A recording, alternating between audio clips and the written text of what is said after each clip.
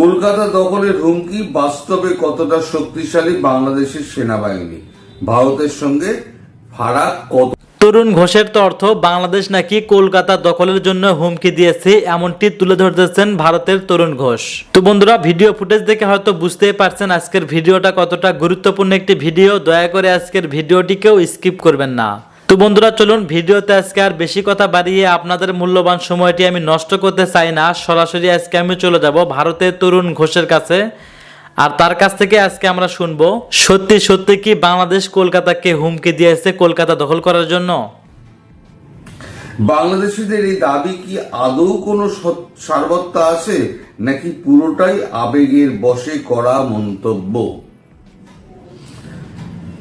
সামরিক শক্তির নিরিখে বিশ্বের 145টি দেশের মধ্যে বাংলাদেশের স্থান হচ্ছে 37। অন্যান্য দেশের থেকে কিন্তু অনেকটা ভালো আছে। সেখানে বিশ্বের সামরিক শক্তির বিচারে 4 নম্বরে রয়েছে ভারত। গ্লোবাল ফায়ার নামক একটি ওয়েবসাইটে প্রকাশিত একটি প্রতিবেদন অনুযায়ী বাংলাদেশের সক্রিয় সেনার সংখ্যা 1,63,000। সেখানে ভারতের সক্রিয় সেনার সংখ্যা 14,55,000। বাংলাদেশের সেনাবাহিনীতে কোনো রিজার্ভ সৈন্য নেই, সেখানে ভারতের রিজার্ভ সেনাবাহিনীর সংখ্যায় 11,55,000। বাংলাদেশের বায়ুসেনার হাতে রয়েছে মোট 216টি যুদ্ধ বিমান। বাংলাদেশের সেখানে ভারতের হাতে 2,296টি যুদ্ধ বিমান রয়েছে, মানে 10 গুণ। বাংলাদেশের তুলনায় বায়ুসেনার ফাইটার জেটের সংখ্যা 44, যেখানে ভারতের কাছে রয়েছে 606টি ফাইটার জেট। এবার কত গুণ আপনারা নিজেরা হিসেব করে নিন, কত গুণ। বাংলাদেশিরা ভারতকে হুমকি দিলেও তাদের দেশের বায়ুসেনার হাতে অ্যাটাক এয়ারক্রাফট একটিও নেই, যেখানে ভারতের হাতে 130টি অ্যাটাক এয়ারক্রাফট রয়েছে। ভারতীয় বায়ুসেনার কাছে রাফালের মতো অত্যাধুনিক যুদ্ধ বিমানও রয়েছে। বাংলাদেশের কাছে 73টি হেলিকপ্টার থাকলেও একটিও অ্যাটাক হেলিকপ্টার নেই, যেখানে ভারতের কাছে হেলিকপ্টার রয়েছে 869টি, অ্যাটাক হেলিকপ্টার রয়েছে 40টি। বাংলাদেশের সশস্ত্র বাহিনীর কাছে ট্যাঙ্ক রয়েছে 320টি, সেখানে ভারতের হাতে রয়েছে 4,614টি ট্যাঙ্ক। সবকটা কিন্তু অপারেশনাল, এগুলো কিন্তু পুরো অপারেশনাল রাখা হয়। বাংলাদেশেরটাই বলতে পারবো না। আমাদের এই ট্যাঙ্ক প্রতিদিন অপারেশন রাখা হয়, তাকে মেরামত করে রাখা হয়, যাতে কোনো সময় মানে দরকার হলে তো সেই যেন বিগড়ে না যায়। বাংলাদেশের কাছে থাকা কামানের সংখ্যা 464, যেখানে ভারতের কাছে রয়েছে 3,383টি কামান। বাংলাদেশের কাছে থাকা রকেটের সংখ্যা 71, সেখানে ভারতের কাছে রয়েছে 702টি রকেট। বাংলাদেশের কাছে সাবমেরিন রয়েছে মাত্র 2টি, ভারতের কাছে সাবমেরিনের সংখ্যা 18। এই হচ্ছে আপনার কম্প্যারিজন। আর এই কম্প্যারিজনে সব থেকে এই যে হাওয়াগুলো তোলা হচ্ছে না, যে আমরা যুদ্ধ করব, আর যুদ্ধ তো আর হাওয়ায় চলে না। এখানে তো গোলা বারুদের হিসেব তো নেই। গোলা বারুদ অফুরন্ত, আমাদের কিনে আনতে হবে না। গোলা বারুদ অফুরন্ত আমাদের এখানে তৈরি হয়। গান অ্যান্ড শেল ফ্যাক্টরিতে প্রতি 365 দিন 24x7 গোলা বারুদ তৈরি হয়ে যাচ্ছে। ভারত পৃথিবীর কাছে সেই গোলা বারুদ সাপ্লাই করে। তো এই যে এই সমস্ত যত লাফালাফি হচ্ছে না, তাতে বাংলাদেশের ক্ষতিই কিন্তু হচ্ছে। ক্ষতিটা কিরাম হচ্ছে আমি আপনাদের বলি। যেমন বাংলাদেশে আসামে সমস্ত হোটেল বন্ধ করে দেওয়া হয়েছে, আসামের থেকে রপ্তানি বন্ধ করে দেওয়া হয়েছে, নর্থ বেঙ্গলের থেকে রপ্তানি বন্ধ করে দেওয়া হয়েছে। মানে যে সমস্ত এক্সপোর্টার ছিল মানে আছে পশ্চিমবঙ্গে, তারা সমস্ত প্রথমে আসাম বন্ধ করলো, তারপর মেঘালয় বন্ধ করলো, এইবারেতে হচ্ছে কি আমাদের রপ্তানি বন্ধ করছে আমাদের পশ্চিমবঙ্গে উত্তরবঙ্গ। শুধু রপ্তানি বন্ধ নয়, আসামে হোটেল বন্ধ হয়ে গেছে, মানে হোটেলে থাকতে দেবে না। এবার উত্তরবঙ্গের হোটেল অ্যাসোসিয়েশন তারাও বলে দিল যে বাংলাদেশিদের আর থাকতে দেব না, হোটেলে থাকতে দেব না। এক তো পতাকা প্রথম, দ্বিতীয় হচ্ছে কলকাতা দখলের হুমকি। বলছে এতবার বেড়েছে, তাহলে পরে একটুখানি মজাই দেখানো যাক, এরকম একটা ভাব আর কি। তো যাই হোক, সেগুলো তো মজার কথা, সেগুলো নিয়ে মানে রসিকতা করা উচিত না। এখন খবর যেটা বেরিয়েছে সেটা হচ্ছে বাংলাদেশি নাগরিকদের জন্য নিষেধাজ্ঞা শহরের হোটেলে। হোটেল মালিকদের একাংশের অবশ্য দাবি, বর্তমানে বাংলাদেশিদের জন্য শুধু মেডিকেল ভিসায় ভারতে আসার ছাড়পত্র রয়েছে। তারা মানে ভবিষ্যতে যখন ছাড়পত্র দেওয়া হবে তখনও হোটেলে জায়গা দেওয়া হবে না আর কি, যেরকম ইঙ্গিত করা হচ্ছে। খবরটা পড়ে শোনাই, তাহলে বুঝতে পারবেন।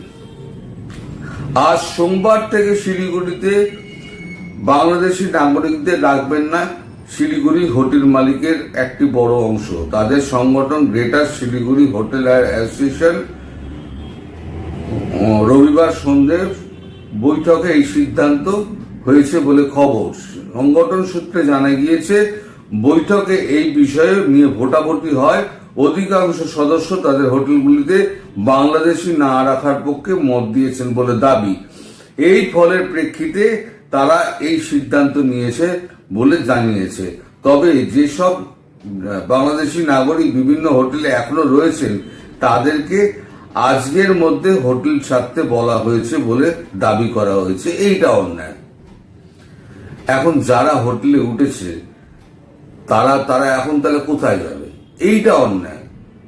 তারা ফিরে যাক, তারপরে আপনি রাখবেন না, সেটা আলাদা কথা। কিন্তু এখন যারা রয়েছে তাদেরকে যদি দুম করে বলেন যে আজকে আপনি হোটেল থেকে চলে যান, এক্ষুনি চলে যান, সে কি রাস্তায় রুগী নিয়ে রাস্তায় বসে থাকবে?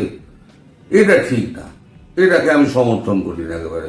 এটা দ্বিতীয়বার আমি উত্তরবঙ্গে আমাদের যে সমস্ত দর্শক রয়েছে তাদেরকে বলবো, আপনার হোটেল অ্যাসোসিয়েশনকে বলুন অন্তত যারা মানে চিকিৎসাটা করতে এসছে তাদের চিকিৎসাটা কমপ্লিট করতে দেওয়া হোক। এটা কিন্তু অন্যায় হবে নইলে। যাই হোক, আবার খবরে ফিরি। হোটেল মালিকদের একাংশের অবশ্য দাবি, বর্তমানে বাংলাদেশিদের জন্য শুধু মেডিকেল ভিসায় ভারতে আসার ছাড়পত্র রয়েছে। ফুলবাড়ি চ্যাংড়াবান্ধা সীমান্ত দিয়ে প্রায় প্রতিদিন কিছু রোগী ভারতে চিকিৎসার জন্য আসছেন, ফলে তাদের থাকার সমস্যা হতে পারে। বাধ্য হয়ে তাদের লজ কিংবা বড় হোটেলে থাকতে হবে। বড় হোটেলে থাকা কজনের পক্ষে সম্ভব না তা নিয়েও প্রশ্ন তুলেছে সংগঠনের সদস্যরা। তারা জাতীয়বাদকে সম্মান জানিয়েও বিষয়টা নিয়ে আরো ভাবা উচিত ছিল মনে করেন। মানে বাংলাদেশিদের বলছেন যে আপনাদের এই জাতীয়তাবাদে আঘাত করার ব্যাপারটা আগে ভাবা উচিত ছিল।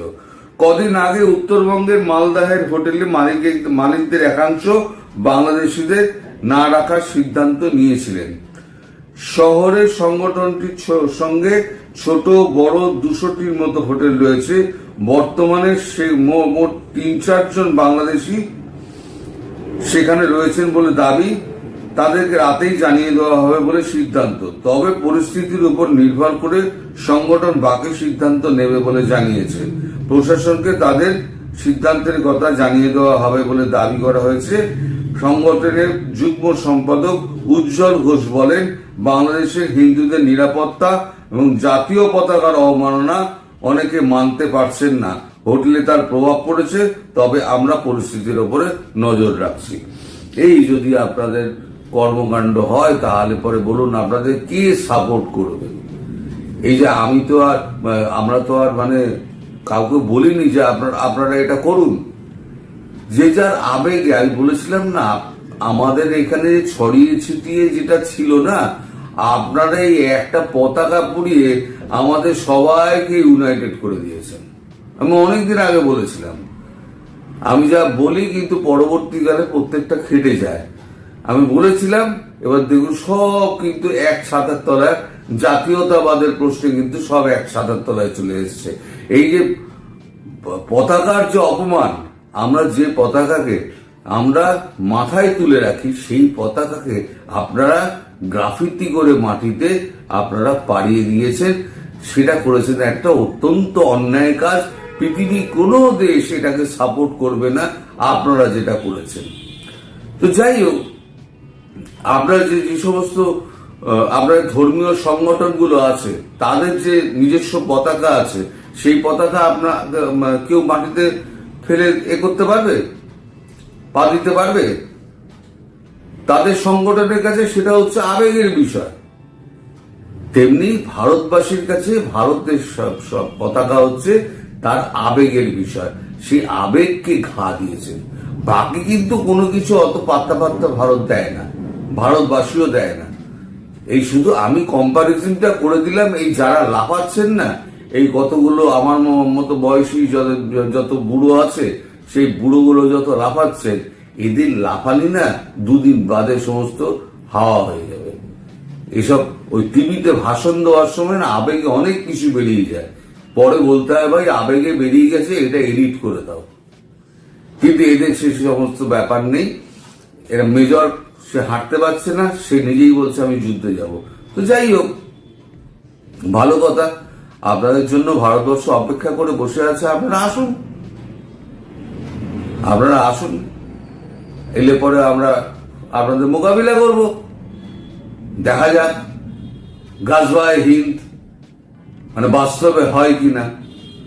আপনার তো কোথায় লেখা টেখা আছে না, সে গাজওয়ায়ে হিন্দ হবে, একদিন সমস্ত মুসলিমরা সারা ভারতবর্ষ দখল করে নেবে।